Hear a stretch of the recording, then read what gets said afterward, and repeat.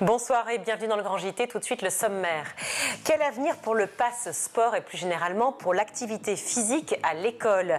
Après l'abandon des heures supplémentaires au collège, nous avons décidé de nous poser cette question. Ce sera en première partie d'émission. Une équipe internationale de chercheurs et de chercheuses pour répondre à toutes vos questions concernant le devenir de la planète dans une enquête, une BD documentaire enquête. Ce sera dans la seconde partie de l'émission. Mais tout de suite, on fait un point sur l'actualité éducation du jour avec Emma Ferret. Bonsoir Emma. Bonsoir Virginie, bonsoir à tous. On ouvre ce journal avec l'examen des motions de censure contre le gouvernement de Michel Barnier. Les discussions ont commencé à 16h aujourd'hui. Oui, les motions étaient examinées donc à partir de 16h dans l'hémicycle et le vote a commencé à 20h. Hier soir, Michel Barnier voulait y croire encore, malgré toutes les alertes des différents chefs de parti. Il était l'invité du 20h de TF1, une façon de rassurer une dernière fois.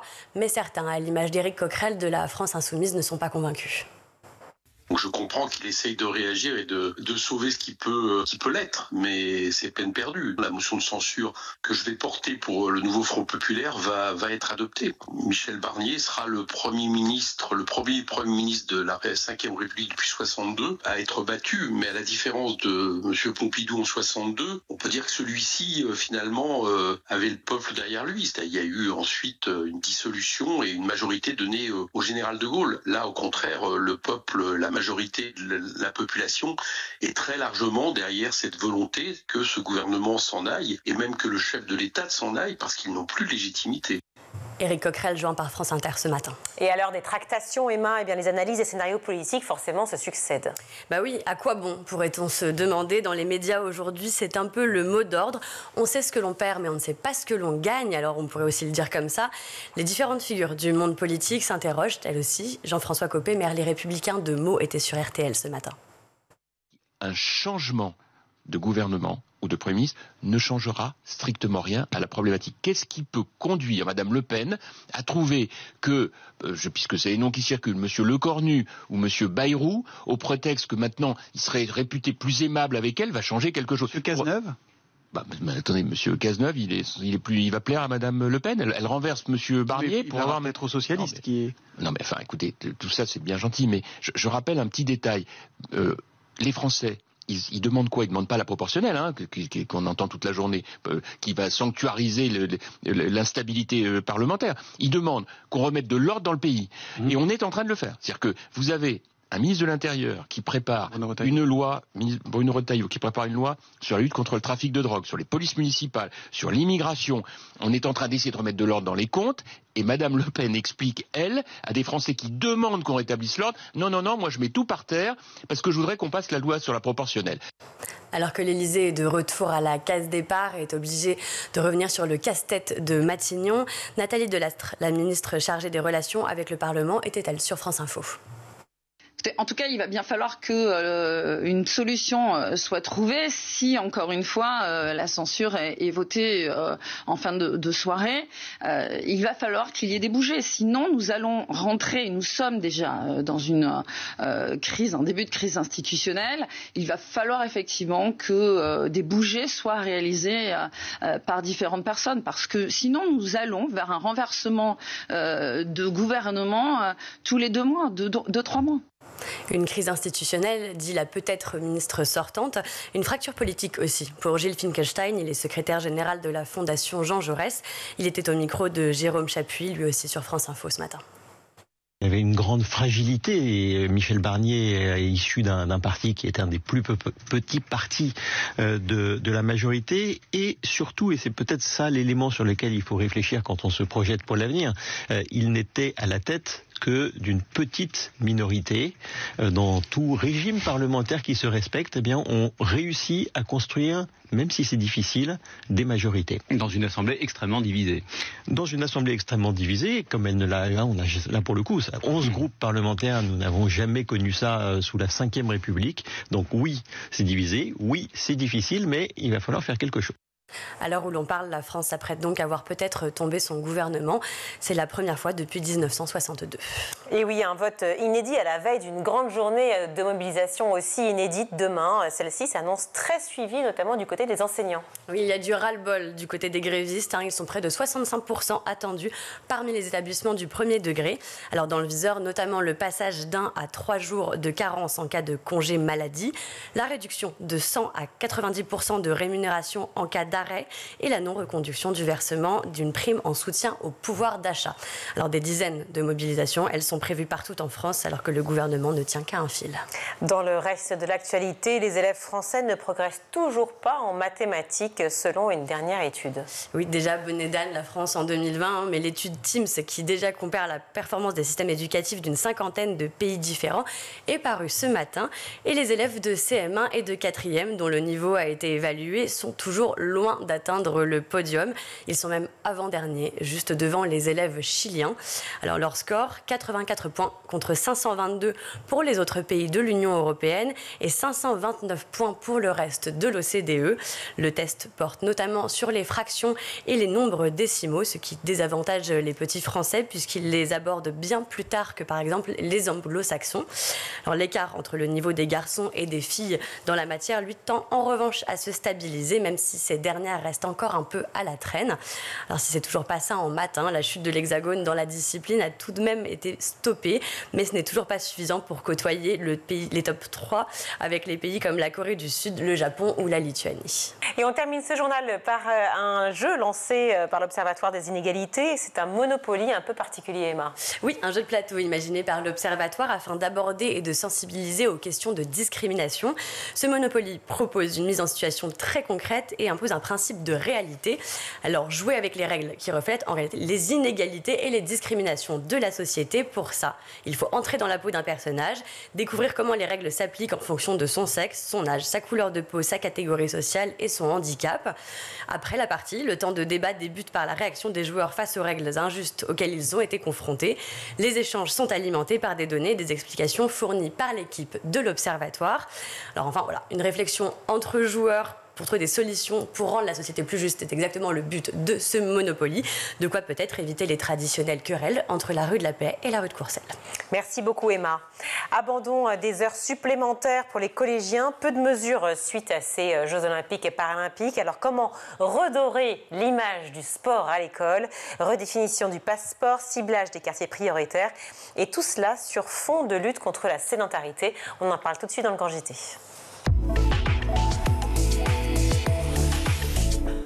Bonjour Chouaib Nounès. Bonjour. Merci beaucoup d'être avec nous sur le plateau du Grand JT. Vous êtes directeur projet Passeport au ministère des Sports. Alors après ces Jeux Olympiques et ces Jeux Paralympiques et à l'heure où la France brille de médailles olympiques, est-ce que la France est un pays de sport comme certains aiment à dire? Je pense réellement que la France est un pays de sport. On l'a prouvé par les résultats obtenus pendant les Jeux Olympiques et Paralympiques et surtout l'engouement qu'il y a eu après ces Jeux, l'engouement face aux inscriptions, où on s'est rendu compte que certains clubs ont eu plus 8, voire 12% d'inscriptions, aussi bien côté sport classique et surtout dans le côté handisport. Donc oui, je pense que c'est un pays de sport au sens global et je pense qu'après ces Jeux Olympiques et Paralympiques, on l'a prouvé au monde entier. Un regard différent aussi des Français face à la pratique sportive. Ils se sont dit peut-être qu'il faut un peu plus bouger. Oui, effectivement, de manière globale, le sport, effectivement, on le fait d'abord parce qu'on est attiré par une discipline. Mais au-delà de ça, le sport, c'est vraiment la promotion de la santé et du bien-être. Donc, bouger, ça fait du bien pour le corps, ça fait du bien pour la tête, pour la tête, pour l'esprit. Et l'idée de faire du sport, c'est vraiment se sentir bien dans ses baskets. Donc, pour nous, c'est extrêmement important. Et surtout d'en faire la promotion globalement à travers les dispositifs que nous, on porte au ministère des Sports. Alors justement, parlons-en des dispositifs, parce que c'est un petit peu bougé quand même, afin de pousser les jeunes à pratiquer davantage de sport. Le Pass Sport avait été lancé en 2021. Il s'agissait, si je ne me trompe pas, d'une aide de 50 € à l'inscription dans un club sportif, c'est bien ça, destiné au départ aux jeunes de 6 à 30 ans. C'est bien de savoir qu'on est encore jeune jusqu'à 30 ans. Bien sûr. Cela n'a pas séduit autant, a priori, que l'on espérait, puisque Elisabeth Borne a réduit les crédits accordés à ce fameux passeport. Ça en était en 2023, donc il y a un peu plus d'un an, je crois, il me semble. Et ça a encore bougé. Où est-ce qu'on en est aujourd'hui, très clairement, par rapport à ce passeport? Alors, le passeport, pour recontextualiser, il a été lancé en 2021, post-Covid. Oui. Pourquoi? Parce que les clubs ont eu un déficit d'inscription, ce qui était normal suite au confinement. Donc l'objectif, c'était de relancer un petit peu les inscriptions au sein des clubs sportifs. Et nous, on a lancé le Passeport. Le Passeport, c'est une aide, comme vous l'avez dit, de 50 € en déduction d'une souscription au sein d'une structure sportive. C'est important de rappeler la cible des bénéficiaires d'abord. Oui, parce que vous me parlez des clubs sportifs. Je m'attendais clairement, pardon, mais à ce que vous me disiez, c'est pour que les Français pratiquent davantage de sport. Alors, vous avez raison de me reprendre et de me corriger parce que c'est exactement ça. La cible, le cœur de cible, ce sont les usagers de façon générale et les bénéficiaires. Les bénéficiaires, vous l'avez rappelé, ça démarre de 6 à 30 ans. Dans ces bénéficiaires de 6 à 30 ans, on a les familles, les bénéficiaires qui touchent l'allocation de rentrée scolaire, l'allocation d'adultes handicapés, l'allocation d'éducation enfants handicapés et les étudiants boursiers. Donc cette cible-là fait au total 6,5 millions de personnes, ce qui n'est pas rien. Et tout à l'heure, quand vous avez rappelé effectivement que lors du lancement et au fil de l'eau, au fil des années, on était sur un taux de recours on va dire assez faible. Moi, ce que je peux dire aujourd'hui, c'est que le passeport commence à trouver son public cible. Depuis combien de temps ? Mais je pense que, au regard des chiffres que l'on a depuis 2021, pour reprendre déjà celui de 2022, on était à 1 222 000 bénéficiaires qui ont activé le Passeport. En 2023, on était à 1 377 000. Et aujourd'hui, on atteint quasiment la cible 2023. Et qu'alors l'exercice n'est pas terminé. Je rappelle que la fin de l'exercice passeport, pour utiliser le passeport au sein d'une structure, pour déduire les 50 €, se termine le 31 décembre. Donc on est à peu près à 3 semaines et demie de la fin, et on est quasiment au résultat obtenu en 2023. Donc il y a une évolution au fil de l'eau, et encore une fois, comme je l'ai dit, on commence à trouver notre cible. D'accord. On parle des 6-30 ans. Est-ce que ça a évolué en termes d'âge? Parce que moi, j'ai lu que le passeport pourrait être recentré pour l'année scolaire prochaine sur les 11-14 ans. Alors, est-ce une bonne info ou pas? Alors, c'est pas que c'est une bonne info, c'est que à la fin d'un exercice, quel que soit le dispositif, on bilante. On bilante pour vérifier... Le malheur français. Pour vérifier la réussite ou non. Voilà. Aujourd'hui, c'est très très important de rappeler qu'on a vraiment une atteinte de cible. Pour vous donner un exemple, on parlait des Jeux paralympiques. On a constaté, depuis le début de l'exercice, plus 33% des personnes en situation de handicap qui ont activé le Passeport. C'est-à-dire que 2024 versus 2023, on est à plus de 33%. Donc il y a vraiment une réelle attirance vers le sport, et surtout, ce qui nous a aidé à faire cela, je pense, au-delà de l'aspect communication perlé que l'on a fait sur le dispositif, la refonte du site qui permet justement d'aller chercher le passeport si on l'a perdu, si on ne l'a pas reçu. L'accessibilité surtout des personnes en situation de handicap. C'est tout à fait ça, j'y arrivais, c'est que le site est maintenant 100% conforme, accessible. Et oui, on a mis du temps quand même, hein. C'était un petit peu long. On a mis du temps, mais mieux vaut tard que jamais. Très bien, je l'entends, Chahine Mounès, mais quand même c'était un peu long pour toutes ces personnes, on le dit avec le sourire, mais c'est vrai que c'est quand même très pénible de savoir qu'en France, l'accès pour les personnes en situation de handicap est quand même très compliqué, toujours aujourd'hui. C'est pour ça qu'il n'est pas trop tard pour bien faire, et l'une des priorités pour 2024, c'était au regard du public cible que l'on avait en situation de handicap, c'était très important pour nous de faire un site accessible à ce type de public pour leur permettre d'accéder à leurs droits. Là, on parle d'inclusion, donc c'est toujours pour les 6-30 ans. Pour revenir à mon histoire d'accessibilité et de passeport qui pourrait être recentré sur les 11-14 ans, qu'en est-il? C'est valable ou pas, ça? C'est dans les tuyaux ou pas? Alors, pour l'instant, il y a des pistes. Rien n'est acté encore. Rien n'est acté officiellement aujourd'hui. On est en train de, comme je vous l'ai dit, de voir concrètement où en est les résultats par rapport à la cible. Il y a pas on n'a pas acté si c'était du 11-14 ou du 11-20. On le fera prochainement. Et quand je dis qu'on le fera prochainement, c'est qu'il y a l'exercice qui n'est pas terminé, donc c'est important pour nous de bilanter, et à ce moment-là, on verra si effectivement il est plus judicieux au regard des résultats obtenus de faire un passeport, ou si de recibler ou de resserrer en tout cas, ou alors de garder la cible que l'on a actuellement. Voilà. Est-ce que le gouvernement actuel, jusqu'à ce soir en tout cas, donc celui de Michel Barnier, est attentif à vos demandes, vos propositions? Est-ce que réellement le sport fait partie aussi, non peut-être pas des priorités, mais en tout cas des engagements du gouvernement? Alors c'est une priorité parce que, pour ne parler que du passe-sport, en tout cas c'est une politique prioritaire du gouvernement, ce qu'on appelle nous une PPG. Donc oui, c'est scruté. Il y en a beaucoup des PPG? Il y en a quelques-unes, en tout cas celle-ci en tout cas en fait partie. Donc oui, il est scruté, oui, il est suivi. Nous très régulièrement, on fait des remontées d'informations pour dire où on en est, quels sont les résultats obtenus. Et ce que je voulais attirer votre attention sur un point, c'est que Passeport, cette année, la nouveauté, elle a été créée autour d'une start-up d'État. On n'en parle pas beaucoup. Oui. Qu'est-ce qu'une start-up d'État? C'est en fait mettre en parallèle la notion d'agilité d'une start-up et l'État, qui est, on va dire, quelque chose, un petit peu un mammouth administratif. Donc cette année, on a mis une start-up d'État. Pourquoi? Pour permettre au fil de l'eau de recueillir les informations que nous envoient les usagers. J'arrive pas à recueillir mon passe-sport, j'ai des difficultés à ça. Et nous, on recueille ces informations pour améliorer le site et pour leur permettre de récupérer plus facilement. Donc, la nouveauté, quand vous disiez qu'effectivement, est-ce qu'on est plus attentif? Oui, parce que cette année, on a créé une start-up d'État pour rendre le site beaucoup plus accessible et beaucoup plus agile et prendre vraiment, on va dire, en compte les demandes des usagers. Très bien. La pratique sportive, on en parle. La priorité, c'est effectivement pousser les jeunes, et les moins jeunes d'ailleurs, mais enfin, en tout cas les jeunes jusqu'à 30 ans, je le rappelle, jeunes au-delà. À faire plus de sport. Est-ce qu'on peut parler de l'école primaire une petite minute, voire même deux? Le Sénat a dressé un bilan critique du dispositif 30 minutes d'activité physique quotidienne à l'école. Ça a été lancé en 2020 par le gouvernement. Il dit que le compte n'y est pas. Pourquoi? Alors aujourd'hui, il faut savoir que la pratique sportive, à partir d'un certain âge, si on prend par exemple les 3 ans, pour beaucoup de parents, la priorité, c'est pas de faire du sport aux enfants en bas âge. Vous parlez de l'école primaire. Nous, on s'est rendu compte qu'en deçà de 6 ans, c'est très difficile. Les parents, c'est pas leur priorité.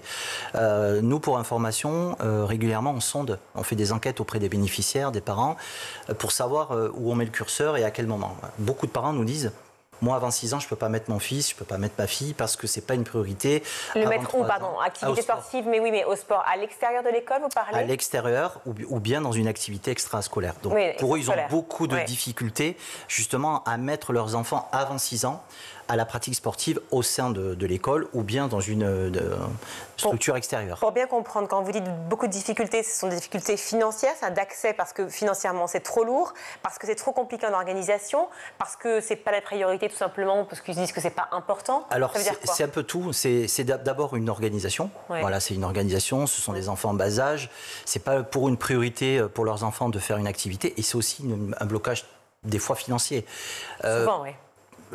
On parle du passeport, mais le passeport, vous voyez, ça cible vraiment des personnes en situation de précarité, qui ont souvent des difficultés à joindre les deux bouts. Moi, je vais vous prendre une anecdote d'une maman qui s'est nommée maman solo, qui me dit: Monsieur Nounès, si le passeport n'existait pas, moi j'ai 3 enfants en bas âge, j'aurais été obligé de faire un choix dans mes 3 enfants. Bien sûr. Donc, l'aide à la pratique sportive me permet justement de ne pas faire un choix et de les mettre.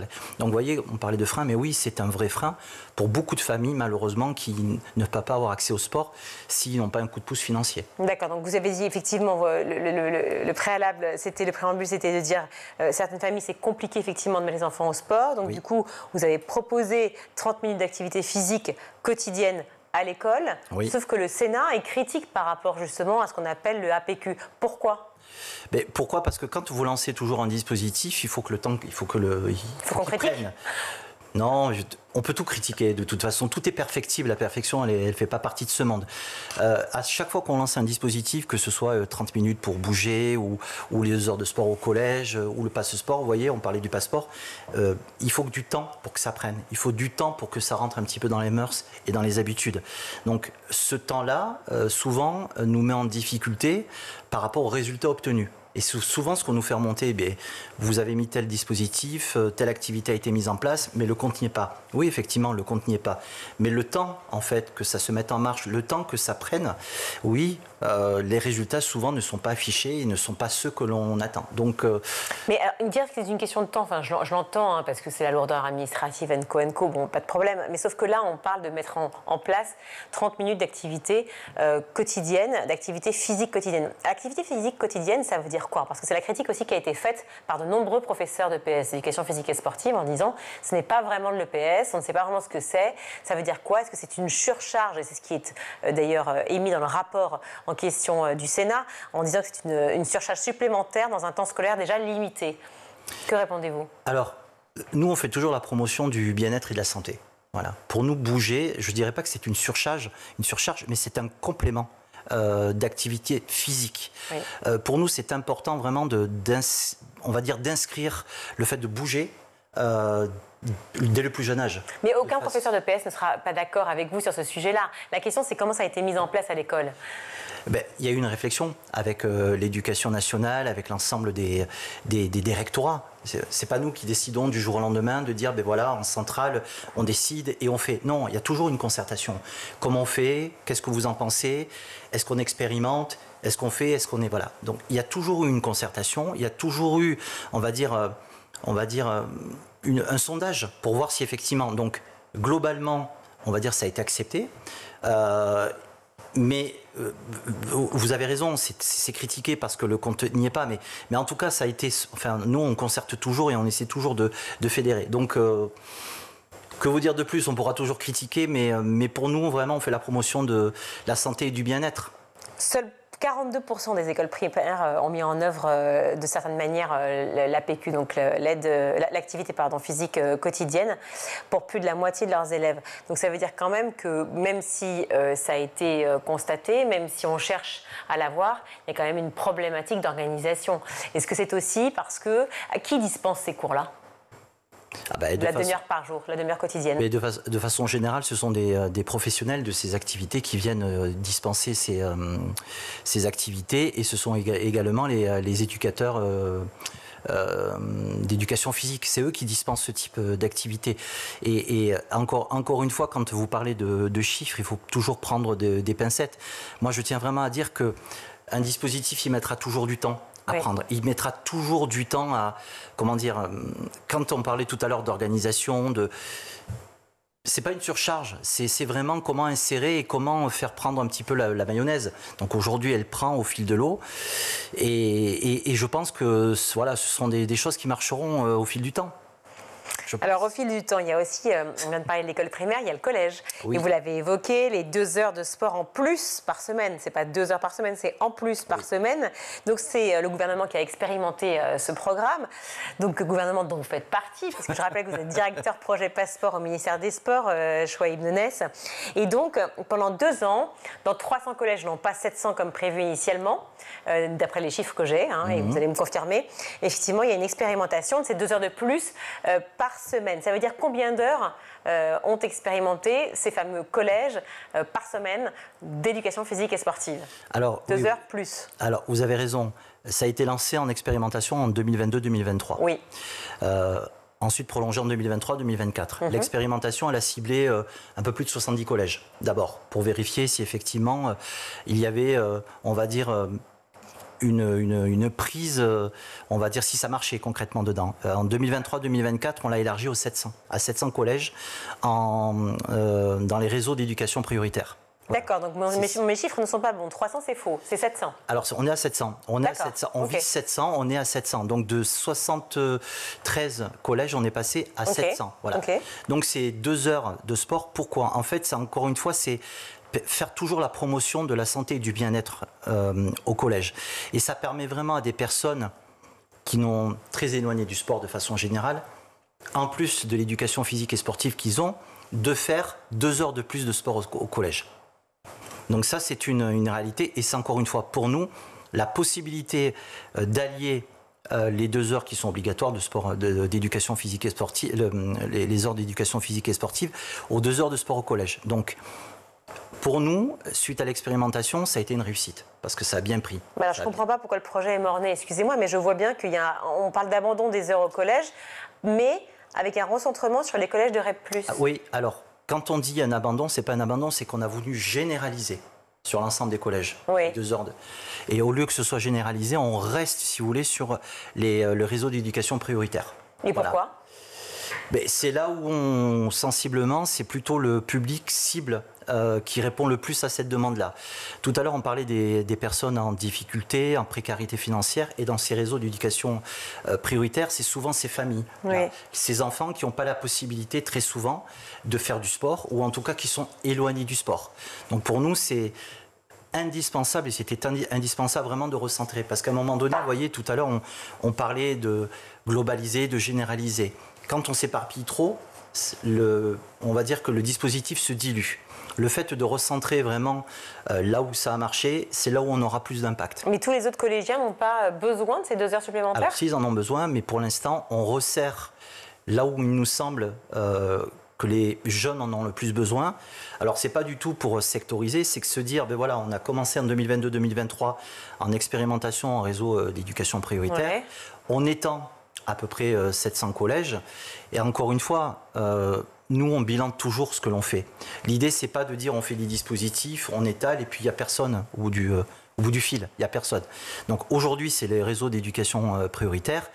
Demain, je sais pas je peux pas vous dire que ça ne se fera pas, mais aujourd'hui, c'est vraiment ce que l'on vise et la cible que l'on souhaite toucher. Bon, alors quand on fait des choses, forcément, comme vous l'avez dit, on est critiqué. Donc, coup de bol, ça a recommencé. Vous allez les professeurs, pas moi je ne me permettrai pas, je pose des questions. Les professeurs de PS critiquent le dispositif des 2 heures de sport supplémentaires par semaine au collège, notamment REP+, parce qu'ils disent, tout simplement REP+, donc les réseaux d'éducation prioritaire, parce qu'ils disent justement que ces élèves sont déjà sportifs, déjà et d'une, donc en fait ils ont déjà accès et finalement c'est assez naturel.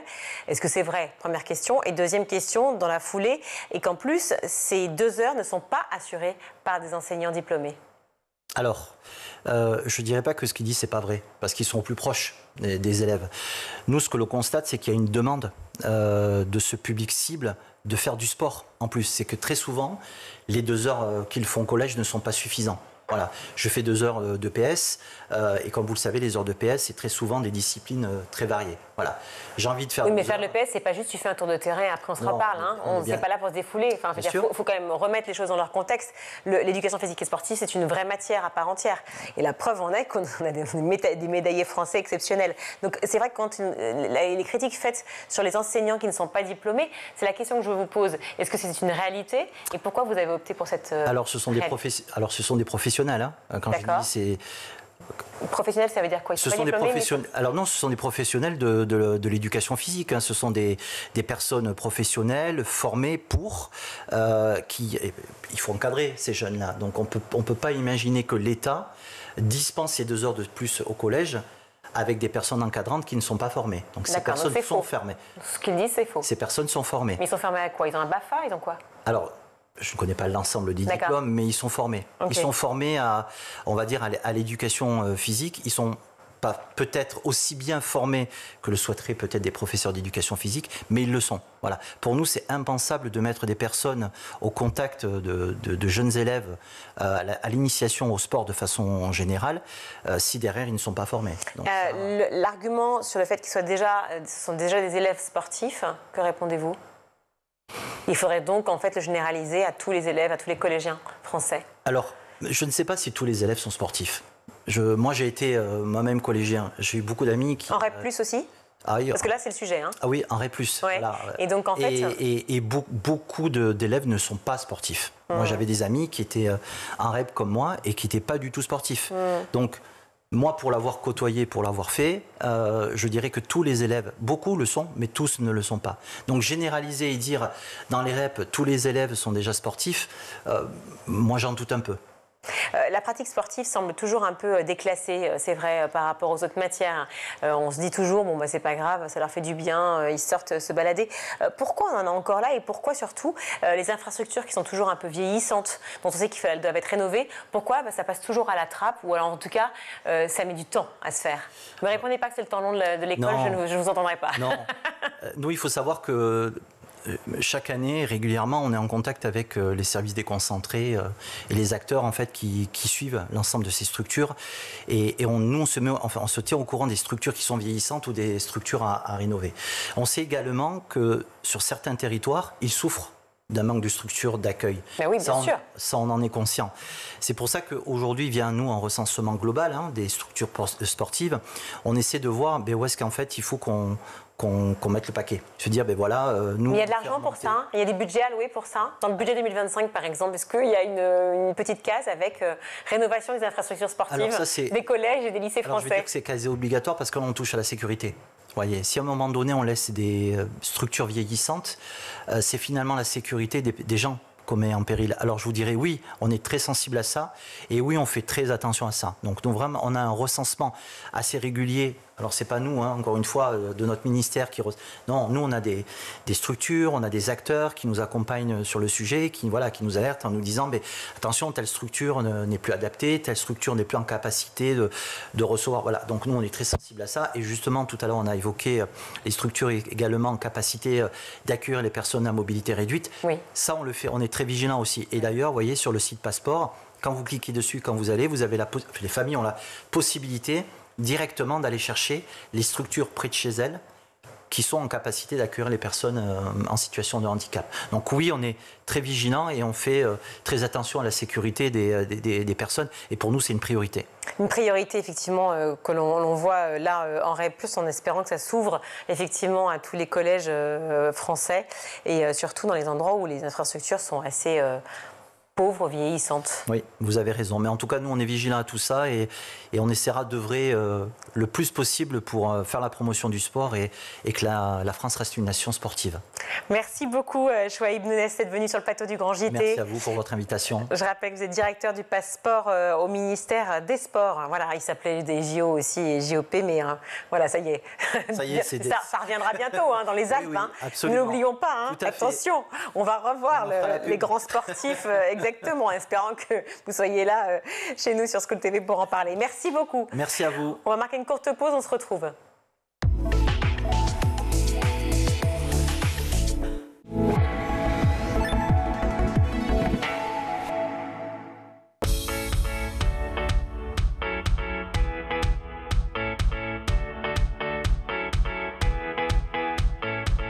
Chaque matin dès 6h30, retrouvez Emmanuel Davidenkoff et son équipe dans La Quotidienne. En compagnie d'un invité fil rouge, il vous donne des clés de compréhension et des conseils pratiques en matière d'éducation et de parentalité. C'est important d'adopter des mesures hygiéno-diététiques, c'est important de savoir bien manger, de bien s'hydrater, d'avoir un bon sommeil. À partir de 9h, Patrice Boisfer prend le relais dans le MAG. Au cœur des territoires, la parole est donnée aux élus et aux élèves qui font bouger l'éducation partout en France. Je voyais pas énormément de jeunes, je me reconnaissais pas énormément dans les listes parce qu'il n'y avait pas de jeunes, il n'y avait pas de sportifs et je me suis dit pourquoi la politique ça touche que certaines personnes. À 12h30, School TV vous ouvre les portes de l'école du futur. Avec son équipe de chroniqueurs, Philippine Dolbeau met en lumière des acteurs engagés et des innovations pédagogiques qui façonnent l'école de demain. L'usage qu'on peut faire d'un téléphone et celui d'un ordinateur est complètement différent. Sur l'ordinateur, on parle bien d'un usage pédagogique. Pour le cours, le téléphone, on aborde plutôt la question des réseaux sociaux et je ne pense pas que les enseignants prônent d'utiliser TikTok ou YouTube. Tous les soirs à 20h30, dans le grand JT de l'éducation, Virginie Guillaume fait le point sur l'actualité du jour. Politiques et acteurs de l'éducation se questionnent sur l'avenir de nos enfants à l'école.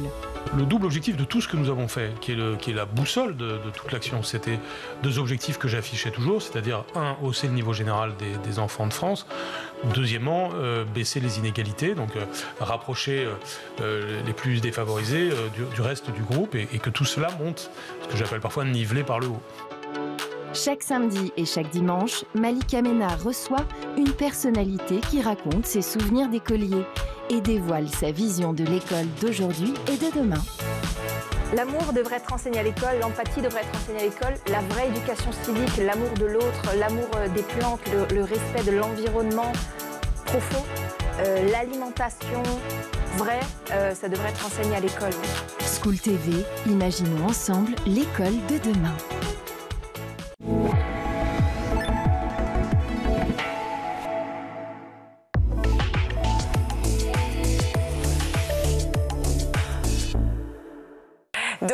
Grand JT, je suis ravie d'accueillir Audrey Boelly. Bonjour. Bonjour. Merci d'être avec nous, Audrey. Vous êtes journaliste scientifique et autrice de Une planète habitable pour tous, mène l'enquête sur les limites planétaires. C'est aux éditions Attise.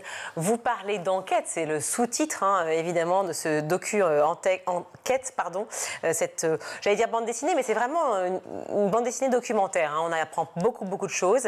Est-ce que vous pouvez nous parler déjà de l'équipe de chercheurs qui vous a entouré et qui vous a permis d'écrire cet ouvrage? Oui, effectivement, les limites planétaires, en fait, c'est un concept scientifique qui a été mis au point par des chercheurs du Stockholm Radiation Center. Ce sont des chercheurs affiliés à un centre de recherche suédois qui, du coup, en 2009, a réfléchi à quels étaient les équilibres planétaires qui sont absolument nécessaires pour la survie de l'espèce humaine. Et en fait, ils sont au nombre de 9. Alors, vous en connaissez certains, par exemple le climat ou la biodiversité, mais il y a aussi le cycle de l'eau, la déforestation, la pollution chimique, etc. Et donc, ça permet d'avoir un aperçu de l'ensemble de ces équilibres naturels qui sont nécessaires à la vie humaine et de voir si ces équilibres sont maintenus ou s'ils sont dépassés. Et il se trouve que ça ne va pas. Il se trouve que ça va pas se mentir, ça ne va pas très bien.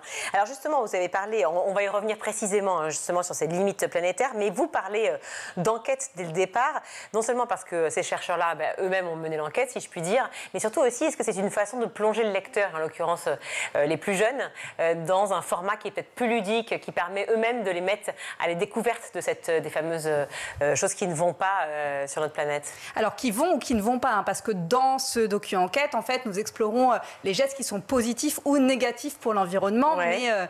L'idée, c'est effectivement que l'enfant soit actif au travers de ce livre. Il mène l'enquête, en fait, dans des scènes qui lui sont familières, en ville, à la campagne, lors d'une balade en forêt, etc.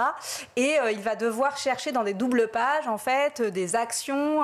Il y a énormément de détails dans ces illustrations magnifiques qui sont réalisées par l'illustrateur Lourine. Oui. Et donc, l'enfant doit chercher, on lui fournit des indices, et il doit chercher, du coup, des scènes qui correspondent à des actions positives ou négatives pour la nature. Voilà, vous abordez évidemment tous les grands principes dont on parle quand on parle de planète, d'écologie, de l'environnement, à savoir évidemment la pollution, la terre, l'eau, l'importance aussi du recyclage. Et vous parlez, par exemple, voilà, je vois le joli dessin effectivement de l'avion, c'est la problématique des gaz à effet de serre, la problématique effectivement cette pollution menée par les navires, les bateaux, et forcément, on se demande comment on peut agir. C'était aussi une façon de pouvoir concerner les adultes, bien sûr, qui lisent avec leurs enfants, mais surtout les plus petits, qui seront les citoyens de demain. Oui, déjà, les limites planétaires, c'est une façon d'aborder l'ensemble des enjeux écologiques. On parle évidemment beaucoup du climat, mais ce n'est pas le seul. Et d'ailleurs, les enfants en ont souvent extrêmement conscience, puisque quand on les interroge sur les enjeux écologiques, en fait, ils parlent d'abord de la pollution, souvent, du plastique, des pots d'échappement, de la protection des espèces, etc. Donc, ils ont vraiment cette conscience que la question écologique ne se limite pas au climat, bien au contraire. Et donc là, c'est une façon d'entrer dans tous ces sujets, de voir comment ils sont liés les uns aux autres et aussi comment, effectivement, on peut agir chacun à son échelle, mais aussi collectivement. Donc, par exemple, l'enfant voit comment lui-même peut finalement se saisir de ces sujets et, par exemple, interpeller son maire pour transformer la cour de son école en cour oasis. On sait aujourd'hui qu'à cause du réchauffement climatique, nos villes vont devenir de plus en plus sensibles à la chaleur lors des canicules et qu'on a besoin de végétaliser nos villes et notamment les cours d'école, ces cours oasis où on crée des potagers, on plante des arbres, etc. Chacun peut aller interpeller finalement dans sa commune pour essayer de faire bouger les choses. Peut-être un petit citoyen moteur en fait de ces limites planétaires dont vous parlez. Alors elles sont exposées, vous les avez citées assez rapidement, mais on les voit ici à la 3e, 4e page, on ne sait pas parce que ce livre n'a pas de numéro de page quand même, il faut le savoir. C'est une enquête, on peut trouver à n'importe quel moment, vous ouvrez une page, vous n'êtes pas perdu. Voilà, on évite de feuilleter à sa guise. Exactement, on feuillette à sa guise. Et vous abordez bien sûr le besoin des forêts. C'est vrai que pour tous les citadins que nous sommes, on enregistre à Paris, sachez-le, voilà, mais on est quand même ouvert, fort heureusement, sur la nature malgré tout. Et on voit bien à quel point on a besoin de forêts. Et les enfants qui lisent ne comprennent pas à quel point, peut-être que pour la rénovation et c'est pas la reconstruction, mais de Notre-Dame, on a compris qu'il fallait effectivement couper des cèdres et on avait besoin de ce bois, mais on ne comprend pas en fait, cette relation à l'homme et à la nature?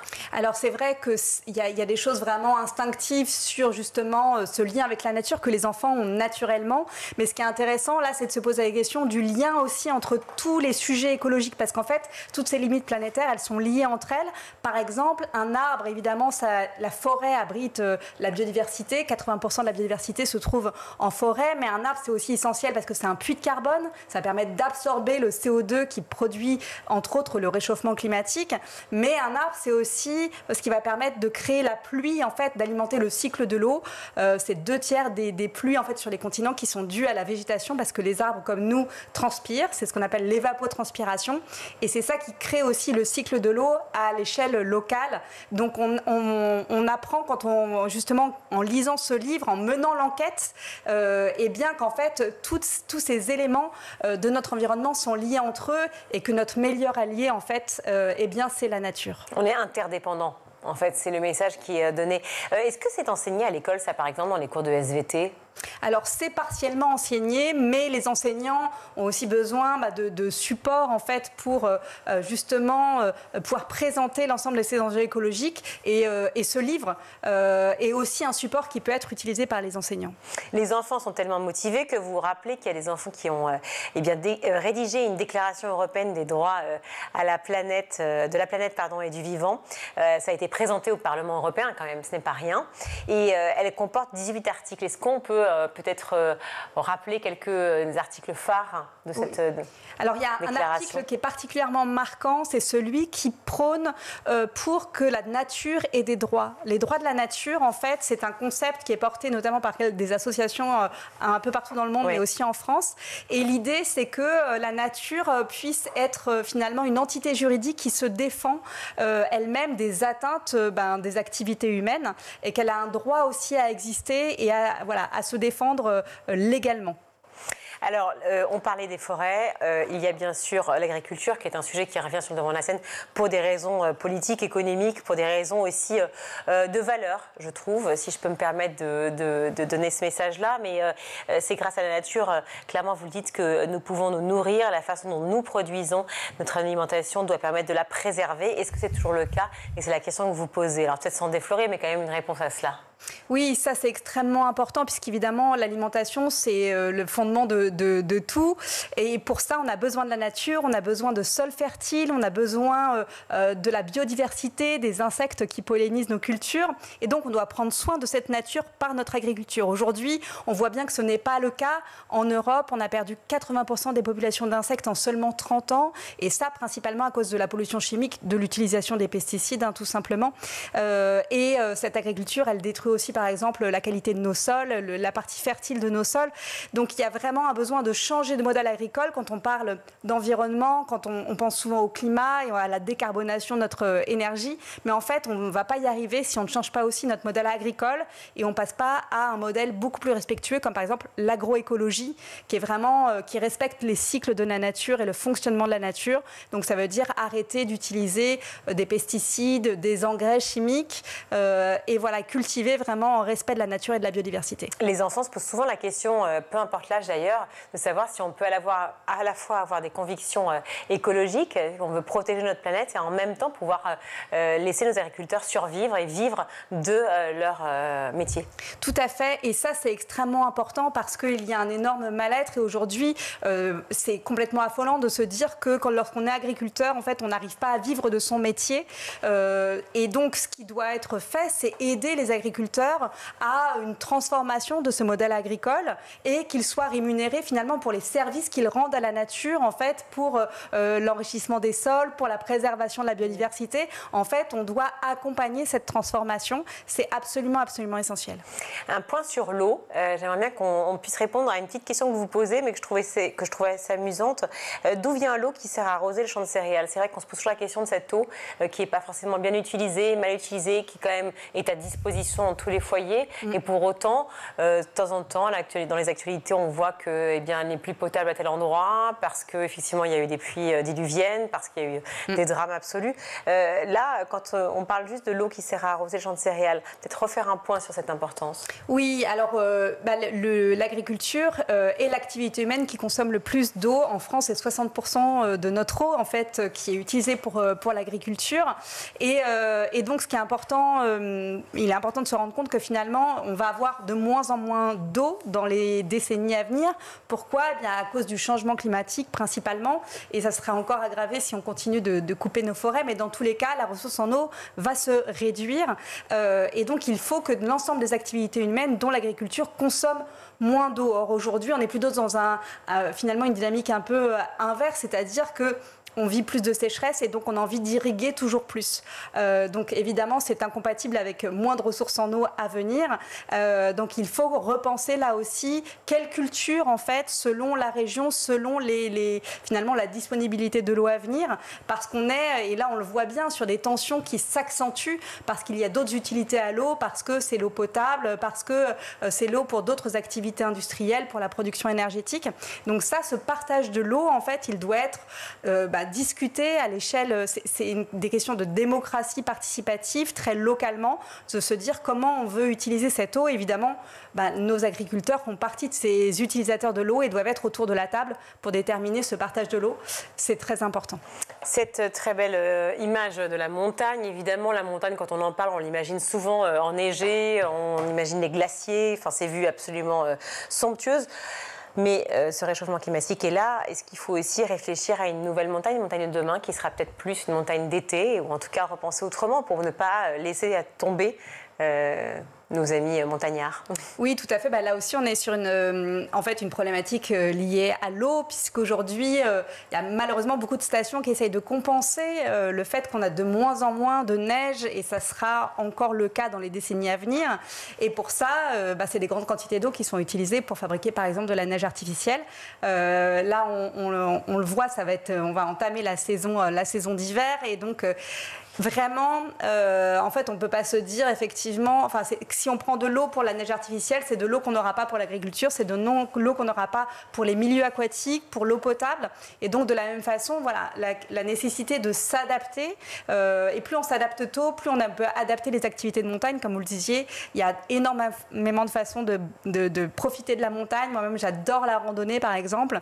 Et donc, de se dire, il faut que toutes nos activités humaines s'adaptent finalement à un climat qui change, et puis évidemment essayer et mettre tout en œuvre pour baisser nos émissions de gaz à effet de serre. Oui, c'est ça, adapter aussi notre quotidien, oui, forcément. Pour ralentir finalement ces phénomènes et essayer de limiter ce réchauffement climatique au maximum. Une dernière petite question, si on mange moins de viande, est-ce que ça joue réellement sur... il y a un impact écologique ou pas? Ça joue énormément. Aujourd'hui, l'élevage, l'agriculture en général, c'est en France 20% de nos émissions de gaz à effet de serre, donc c'est absolument colossal.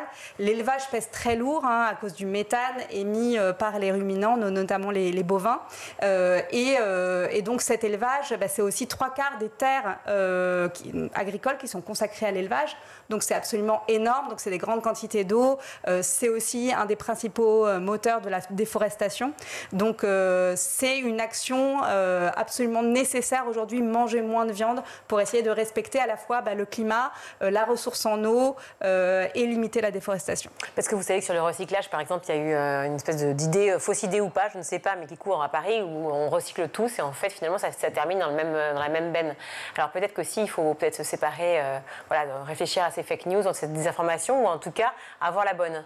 Oui, tout à fait. C'est l'idée aussi de ce docu-enquête, de revenir à la source de l'information sur ces sujets. Et par exemple, sur le recyclage, et on pointe la limite du recyclage, c'est de dire oui, c'est très bien de trier ces déchets, mais ça ne suffit pas parce que, par exemple, aujourd'hui, en France, c'est seulement 1/4 des déchets plastiques qui sont recyclés. Pourtant, on peut considérer qu'on est quand même fait partie des bons élèves, mais on voit bien que c'est limité et que du coup, la vraie solution, c'est de réduire tout simplement nos déchets.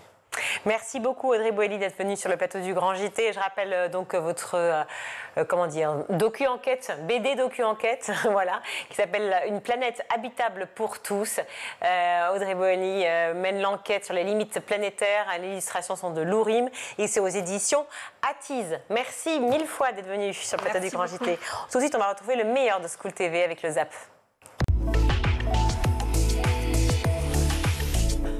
Et alors, Parole, qui est à la fois, par certains aspects, pour l'adulte que je suis, par exemple, assez inquiétante, on se dit, bah oui, effectivement, 11 ans, il le confirme, à peu de choses près, hein, c'est entre 11 et 13 selon les cas, voilà. Plutôt les garçons que les filles, mais les filles aussi, donc on se dit mince. Et en même temps, il y a une maturité, une distance, dont vous dites qu'elle vous rassure, et que vous êtes sorti vous-même de l'enquête d'une certaine manière, un petit peu moins affolé que quand vous étiez entré, grâce à la parole des jeunes. Complètement. Après, j'ai conscience qu'il y a un biais énorme, hein. Je suis allé dans un village de la Drôme, qui est plutôt un village riche, avec une population particulière. Donc les enfants que je vais voir sont éveillés à ces sujets, sans doute accompagnés par leur famille. Bon, il y a tout un contexte qui fait que probablement on ne trouve pas une parole aussi mûre partout. Mais en tout cas, elle existe. Elle existe et chez eux, c'était une révélation. Ouais. Il faut leur faire confiance, c'est un petit peu ça aussi un des messages. Alors vrai ou faux, parce que ça on ne sait pas non plus, mais toutes et tous disent que ça leur est tombé dessus par hasard. Quand je dis tombé dessus, c'est-à-dire le premier contact avec une image pornographique. Ouais, en tout cas c'est la majorité des cas. Ouais. Donc soit on leur a montré, soit ils ont cliqué sur un lien. C'est ça. Voilà. Après, il y en a un ou deux qui disent avoir cherché, mais en fait, ils ont cherché après qu'on leur en ait parlé. L'idée, elle leur vient pas vraiment d'eux-mêmes, quoi. C'est un truc...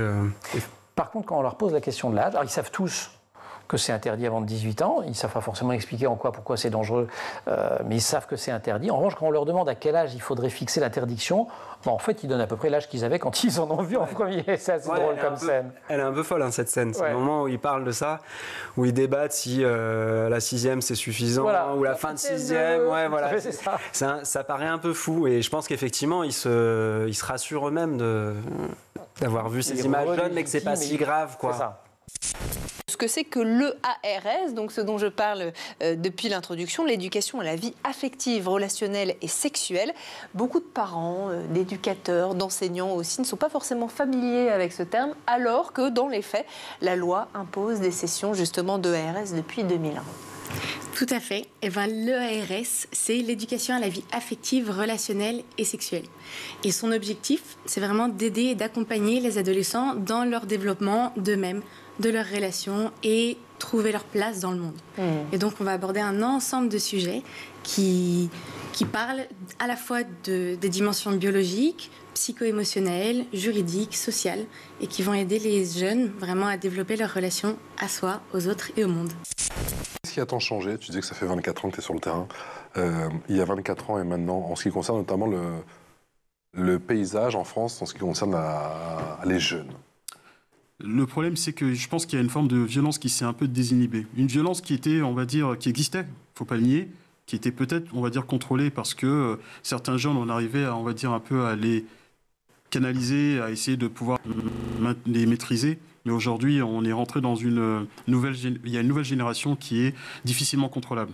Pourquoi? Parce qu'il y a aussi... plus jeune, plus violente. Une jeunisation de la violence. C'est-à-dire que maintenant, vous pouvez avoir des jeunes qui peut-être âgés de 11, 12, 14 ans, qui peuvent s'adonner même carrément à des meurtres, justement. Donc, on a beaucoup parlé notamment de DBZ Mafia.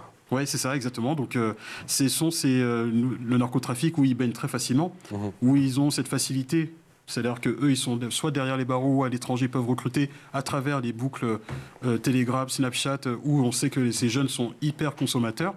Maintenant, la question est de savoir, c'est comment faire pour essayer d'empêcher cela.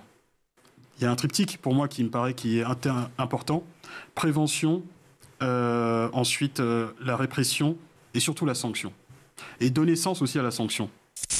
Vous interrogez aussi Raphaël Liogier, vous dites que c'est un philosophe que vous aimez bien. Et alors lui, il dit, pas par quatre chemins, la structure du porno, c'est celle de la domination masculine. Culture du viol et domination masculine. Complètement. Il rattache même ça au capitalisme, en fait, sur le fait de posséder et de posséder le plus possible. Pour lui, c'est le même champ lexical dans le porno que dans le capitalisme et qu'on est sur les mêmes mécanismes de domination des hommes sur les femmes. Je prends, je possède, complètement. etc. Les jeunes, cette dimension, et notamment cette dimension masculiniste, ils la voient très bien, ils l'analysent extrêmement bien. Oui, je pense que là-dessus, ils sont beaucoup plus éveillés que nous.